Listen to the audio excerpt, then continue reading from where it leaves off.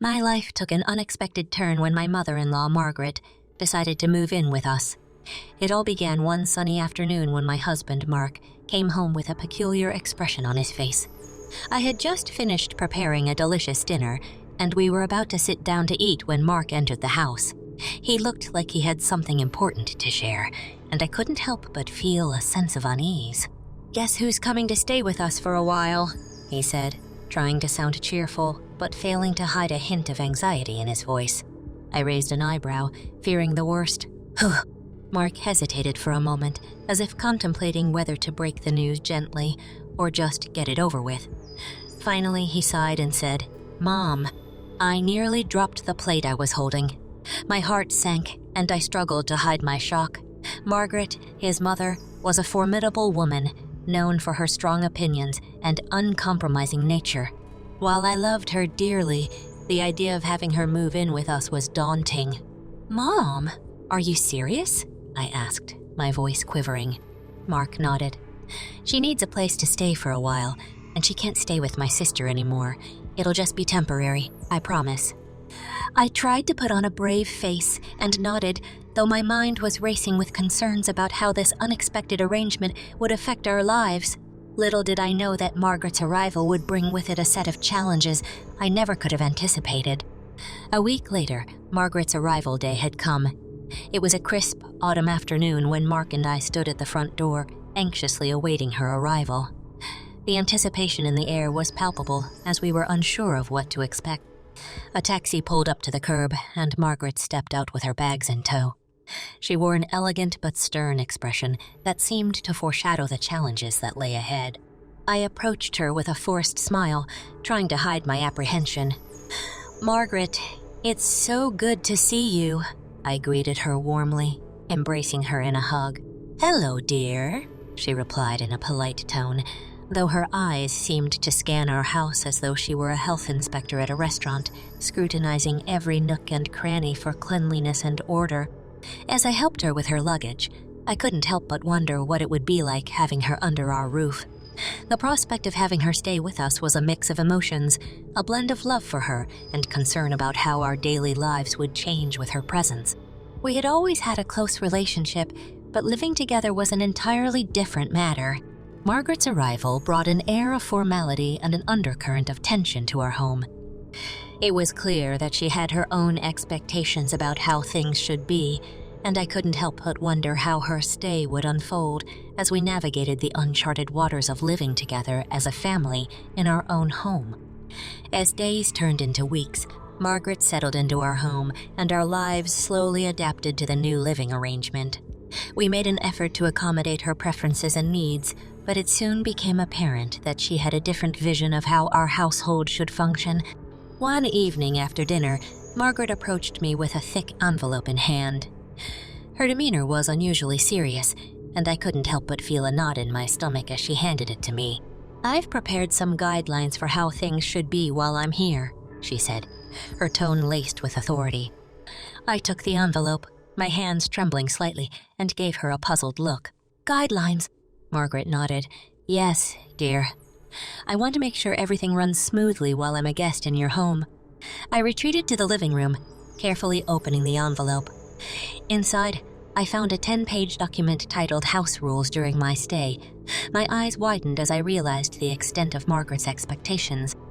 The rule book was meticulously organized, covering every aspect of our daily lives, from the cleanliness standards she expected to meal planning, laundry schedules, and even how the TV should be used. Each rule was accompanied by a detailed explanation of why it was necessary. As I flipped through the pages, my heart sank. Margaret had essentially outlined a comprehensive set of instructions on how to maintain the house. It was a daunting list of do's and don'ts that made me feel like a child being handed a list of chores by an overbearing teacher. Overwhelmed and frustrated, I couldn't help but wonder if there was any room for compromise, or if Margaret's rules were set in stone. I knew that this rule book would be a significant source of tension and stress in the days to come, and I had to decide how to respond. As I continued to read through Margaret's 10-page rulebook, the weight of her expectations bore down on me like a heavy burden. Each rule seemed more rigid and demanding than the last, and I couldn't help but feel a sense of frustration and resentment building within me. The rule book outlined a strict cleaning schedule that required daily tasks such as vacuuming, dusting, and mopping. There were guidelines on how often the bathrooms should be cleaned and even a detailed list of approved cleaning products. It felt like a never-ending chore list, and I wondered how I would find the time to manage it all. Meal planning was another area that Margaret had meticulously covered. She provided a weekly menu that left little room for creativity or spontaneity in the kitchen. Every meal was planned out with specific recipes and ingredients listed. It was as if she had taken over the role of the household chef, leaving me feeling like an outsider in my own kitchen. The laundry schedule was equally rigid, with designated days for washing clothes, bedding, and towels. Margaret even had instructions on how to fold and store items properly. It felt as if she wanted to micromanage every aspect of our lives, leaving us with little room for autonomy. As I reached the end of the rulebook, I couldn't help but feel overwhelmed by the sheer volume of rules and regulations Margaret had imposed. It was clear that she had a vision of how our household should run, and she expected us to adhere to it without question. I knew that I couldn't continue living under these strict conditions, and I needed to find a way to address the issue with Margaret.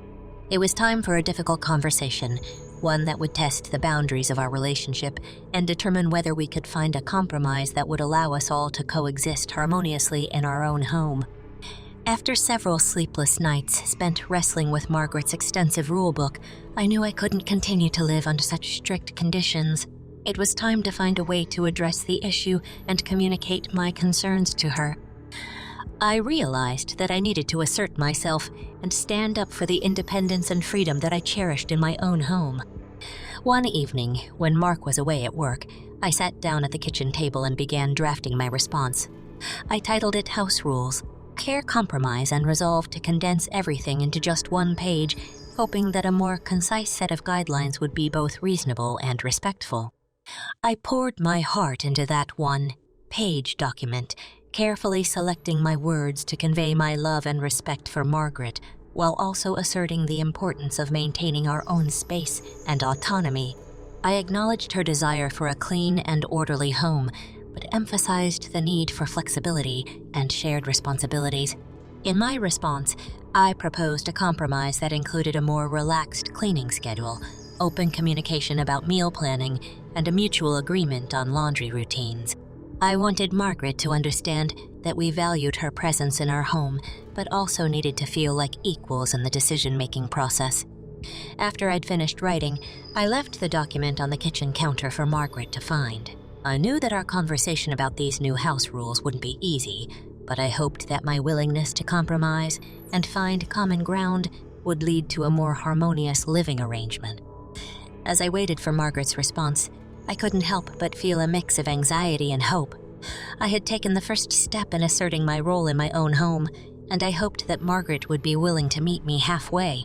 Our relationship was at a crossroads, and the outcome of this conversation would shape the dynamics of our household for the foreseeable future. The day after I'd handed Margaret my one-page response titled House Rules, a fair compromise, I could feel the tension in the air as we gathered in the living room for a family meeting. Mark, Margaret, and I sat on the couch, each of us aware that an important conversation was about to unfold. Margaret held my response in her hands, her face a mixture of curiosity and displeasure. She glanced at me, and then at the document, clearly unsure of what to make of it. "I expected you to take this seriously," she said, her tone still laced with authority. I took a deep breath, trying to keep my emotions in check. "I do, Margaret," I replied firmly, but respectfully, "but I also believe in compromise and fairness. I want us all to feel comfortable and respected in our own home." Margaret continued to study the document, her silence hanging in the air like a heavy fog. I could see the internal struggle within her, torn between her desire for control and her love for her son and me. Mark, sensing the tension, finally spoke up. "Mom, I know this is difficult for you, but we're just trying to find a balance.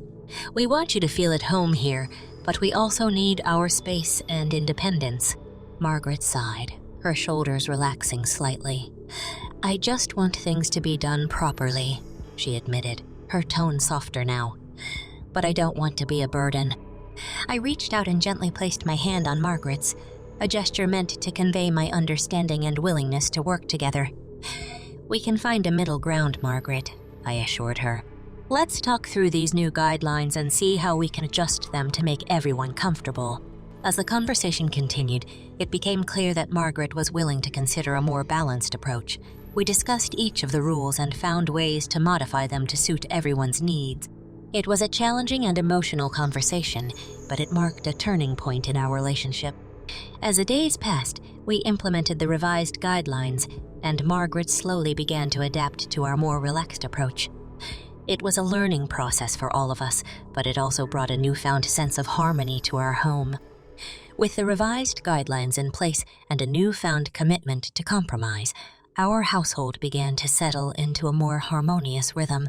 However, there was still an undercurrent of tension and uncertainty that lingered between Margaret, Mark, and me. We knew that we needed to address the deeper issues and have a difficult conversation that would bring clarity and understanding to our living situation. One evening, after dinner, Mark and I sat down with Margaret in the cozy confines of our living room.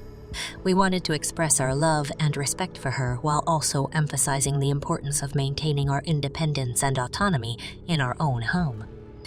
"Margaret," I began, choosing my words carefully, "we appreciate all that you've done for us and the effort you've put into making this house a home. We want you to feel comfortable and valued here." Mark nodded in agreement. "But we also need to feel like this is our space, where we have a say in how things are done. It's important to us that we strike a balance between your preferences and ours." Margaret listened intently, her expression a mix of emotions. She appreciated the acknowledgement of her efforts, but was also struggling with the idea of relinquishing some control. "I love you both dearly," she replied, her voice filled with emotion. "And I don't want to impose or make you uncomfortable. But it's hard for me to let go and not worry about how things are managed." We spent hours talking through our concerns and fears, sharing our perspectives on what it meant to coexist in the same space while still maintaining our individuality. It was a challenging conversation filled with moments of vulnerability and raw emotion, but it was a conversation that needed to happen. As the night wore on, we began to find common ground. We agreed to ongoing communication and regular family meetings to address any issues that arose. Margaret expressed her willingness to be more flexible, and we assured her that we would respect her preferences within reason. In the wake of our heartfelt conversation, our household began to experience a gradual transformation. Chapter 8 marked a significant turning point, where we started to find common ground and develop a more harmonious way of living together. One of the first changes we implemented was a more relaxed approach to Margaret's rules. We kept the core principles of cleanliness and organization, but allowed for more flexibility in their execution. For instance, we agreed that a quick tidy-up after dinner was sufficient, rather than Margaret's initial demand for a full kitchen cleaning routine. This adjustment relieved some of the daily pressure and allowed us all to feel more at ease in our own home. Meal planning became a collaborative effort. Margaret shared her favorite recipes, and we took turns preparing meals, allowing for a variety of tastes and styles in our menu. It became a bonding experience rather than a chore, and we cherished the time spent cooking together. The laundry schedule, too, underwent changes. We established a rotation that balanced efficiency with convenience, ensuring that the workload was evenly distributed and accommodating each person's preferences. Family meetings became a regular occurrence, providing a platform for open communication and problem-solving. This practice allowed us to address any concerns or grievances promptly, preventing issues from escalating into major conflicts. As the weeks passed, we discovered that the compromises we had made were not concessions but rather opportunities for growth and understanding. Margaret began to appreciate the benefits of a more relaxed atmosphere, and we, in turn, valued her wisdom and experience. Our home no longer felt like a battleground of conflicting interests, but rather a space where love, respect, and compromise prevailed. As time passed, our household continued to thrive under the revised guidelines. Margaret had become more accepting of our way of doing things, and we, in turn, had learned to appreciate her wisdom and the care she brought to our home. The tension that once hung in the air had dissipated, replaced by a newfound sense of unity and understanding.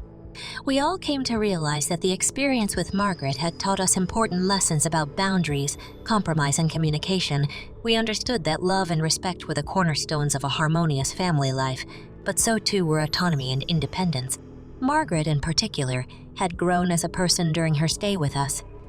She had learned to trust that her son and I could manage our own household responsibly and make decisions that were in the best interest of our family.